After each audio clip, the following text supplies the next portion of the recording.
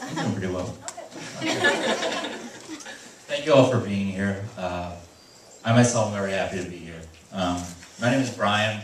I'm brother to Kevin and son to Jim and Mary. It feels kind of somewhat inappropriate for me to be a best man. Though Kevin is fit like an Olympian and I look more like an unmade bed. The only thing I've ever bested my brother in is a better finish time at the brew run. Yes. 2 years in counting. I mean, but don't be surprised, it's the only thing. Not true. I've known Kevin since 1984. We've been fighting ever since. I've never been very generous with my brother. In fact, I've been mostly culpable and shitty, difficult. And though today I'm the best man at this lovely ceremony, it's long been clear to me that my brother is the best man and the better man. From the oil of my parents, somewhere came this huge personality. Kevin's energy and optimism, his loud mouth and laugh, his willingness to make an idiot of himself for other people's pleasure. It sometimes confuses even myself as how do we come from the same family. But that's okay, because no two stones are alike, and we do come from the same family. And today, I couldn't be more proud of that moment. Calling my brother, yesterday, tomorrow, and today. And I don't know that there's a reason for all of us, but if there is, then Kevin, I believe Jessica is your reason. Your happiness together is so impenetrable, I can't even make a joke about it. And to do so would be a disservice. And Jessica, you define good news.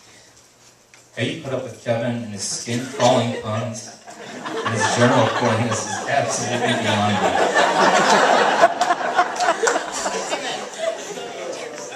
But ever since you touched down upon his life, you altered his confidence and shaped his growth to become a better human, a human I'm ever more elated to call my brother.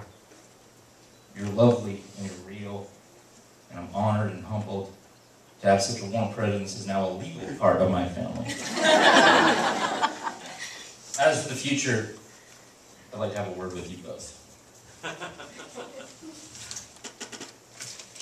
You can believe a lot of the hard time we've been giving you. The many Jay Lenos in our crowd today, maybe sticking their shoulders in your, shove an elbow in your rib, I guess that's the expression. Yeah. And tell you things like, love is one long street dream and then marriage is the alarm clock. Or every man needs a wife because things sometimes go wrong that you can't blame on the government. So on, etc. But I ask you, don't listen that hard. Here is the real secret that you all must know. Today is not the first day of hard reality. It is the first day of imagination. It will be imperfect in the way all love is perfect. And today, remember that at some point in your lives, what you now have, you once longed for. Which is to say that what love sees is true, but the world's fullness is not made but found. The reality, what you waited through, what you worked for to get here is now over if you choose. You only get to experience your forever once. So I hope you imagine the rest of your days and tell us about them. I'd like to end with a little poem to take with you. It's called Credo by a favorite poet of mine named Matt Rower. It's a good credo. It's not too grand or too flashy. It's like a pocket knife. It's useful when it needs to be useful. And I hope it proves itself now.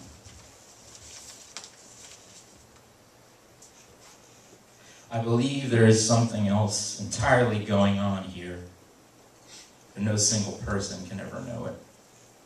So we fall in love.